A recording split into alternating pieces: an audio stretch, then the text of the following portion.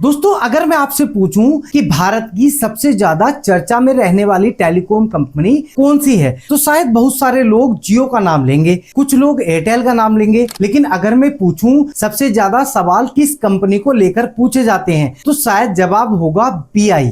क्योंकि हर कुछ दिनों में कोई ना कोई खबर सामने आ जाती है। कभी कहा जाता है बीआई बंद होने वाली है, कभी कहा जाता है कंपनी के पास पैसे नहीं बचे, कभी कहा जाता है ग्राहक लगातार कंपनी छोड़ रहे हैं, और कभी कहा जाता है बीआई का भविष्य खतरे में है। अब सोचने वाली बात यह है, अगर हालात इतने खराब हैं तो फिर बीआई आज भी चल कैसे रहा है? करोड़ों लोग आज भी बीआई का सिम क्यों इस्तेमाल कर रहे हैं? और सबसे बड़ी बात, जब भी लोग कहते हैं कि अब बीआई का खेल खत्म हो गया है, उसी समय कोई खबर ऐसी आ जाती है जो पूरी कहानी बदल देती है।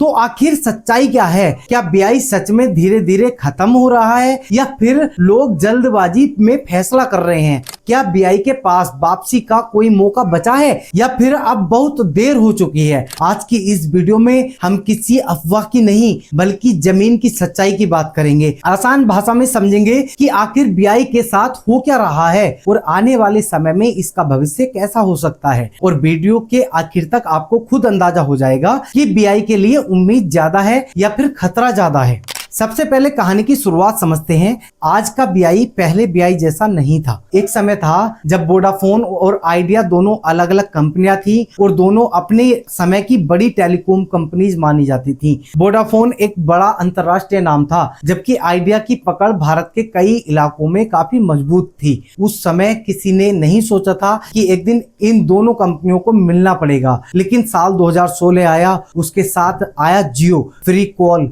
फ्री इंटरनेट और बेहद सस्ते प्लान, पूरे टेलीकॉम बाजार का खेल बदल गया। जो कंपनियां आराम से कारोबार कर रही थीं, उन्हें अचानक अपनी जगह बचाने की लड़ाई लड़नी पड़ी। और इसी दौरान वोडाफोन और आइडिया ने फैसला किया कि अकेले लड़ना मुश्किल है, और फिर दोनों एक हो गईं। यही से वोडाफोन आइडिया यानी बीआई की शुरुआत हुई। उस समय लोगों को लगा कि दो बड़ी कंपनियां मिलकर एक और बड़ी ताकत बन जाएंगी, लेकिन असली मुश्किलें तो इसके बाद शुरू हुई।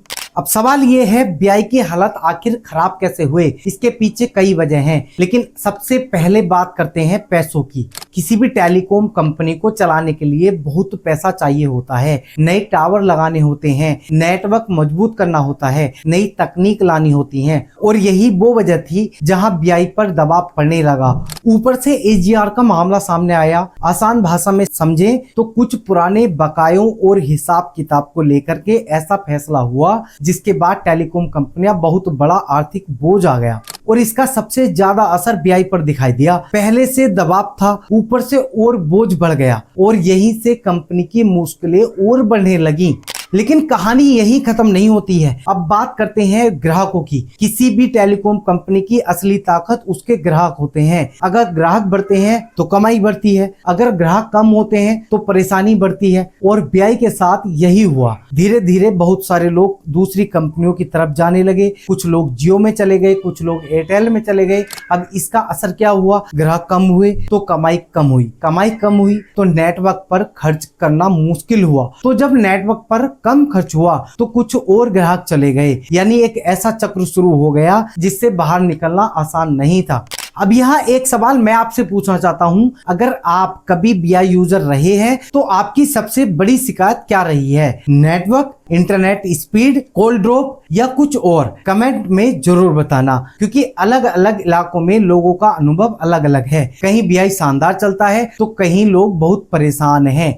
अब बात करते हैं 5G की। जब जियो और एयरटेल तेजी से 5G बढ़ा रहे थे, तब बीआई काफी पीछे दिखाई दिया। अब जरूरी नहीं कि हर आदमी रोज 5G इस्तेमाल करता हो, लेकिन लोगों के मन में एक धारणा बनने लगी कि भविष्य जियो और एयरटेल का है। और टेलीकॉम की दुनिया में कई बार लोगों की सोच भी उतनी ही महत्वपूर्ण होती है जितनी असली सच्चाई। यही बीआई को बड़ा नुकसान हुआ।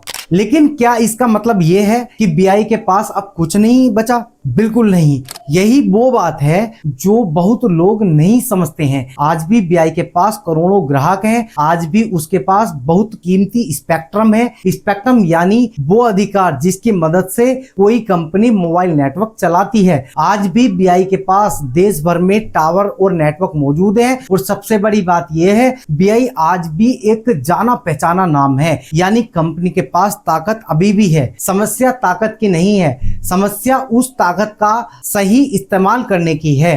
अब सवाल आता है, बीआई को बचाएगा कौन? बहुत लोग कहते हैं सरकार, कुछ लोग कहते हैं निवेशक, कुछ लोग कहते हैं कंपनी का प्रबंधक। लेकिन सच कहूं तो इन तीनों की जरूरत है। कंपनी को नए पैसे चाहिए, नेटवर्क बेहतर करना होगा, ग्राहकों का भरोसा वापस जीतना होगा और दोनों को ये महसूस कराना होगा कि बीआई अभी भी मुकाबले में है। क्योंकि आखिर में ग्राहक भाषण नहीं सुनता है, ग्राहक नेटवर्क देखता है। अगर नेटवर्क अच्छा होगा तो ग्राहक रहेगा, अगर नेटवर्क खराब होगा तो ग्राहक चला जाएगा।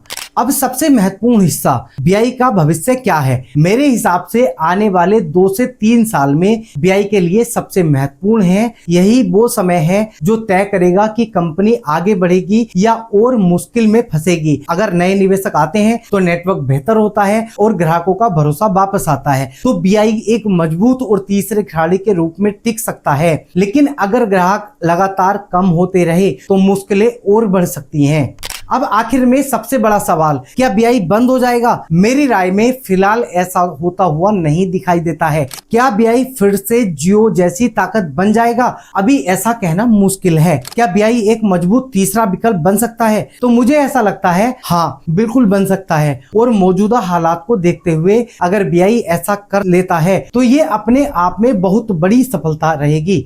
तो दोस्तों, बीआई की कहानी अभी खत्म नहीं हुई है। मुश्किलें भी हैं, उम्मीद भी है, खतरे भी हैं और मौके भी हैं। अब मैं आपसे जानना चाहता हूं, आपके हिसाब से 2028 तक बीआई का क्या होगा? क्या बीआई जोरदार वापसी करेगा? क्या बीआई एक मजबूत तीसरे खिलाड़ी के रूप में टिक जाएगा? क्या कंपनी किसी दूसरी कंपनी के साथ मिल सकती है या फिर उसके हालात और कमजोर हो जाएंगी? नीचे कमेंट करके अपनी राय जरूर लिखिएगा। और अगर आप कभी बीआई यूजर रहे हैं तो अपना शहर और अपना अनुभव भी जरूर बताइएगा। देखते हैं देश के किस हिस्से में बीआई का सबसे अच्छा नेटवर्क चल रहा है और किस हिस्से में लोगों को सबसे ज्यादा शिकायतें हैं। अगर वीडियो पसंद आई हो तो वीडियो को लाइक कर देना, चैनल पर नए हैं तो चैनल को सब्सक्राइब कर लेना और अगर आप हमारी वीडियो फेसबुक पर देख रहे हैं तो पेज को फॉलो कर लेना। और अगर वीडियो पसंद आई हो और अपनी बात उठाना चाहते हैं तो इस वीडियो को ज्यादा से ज्यादा शेयर कीजिएगा। चलिए मिलते हैं नेक्स्ट किसी इंपॉर्टेंट अपडेट के साथ, तब तक के लिए जय हिंद, जय भारत।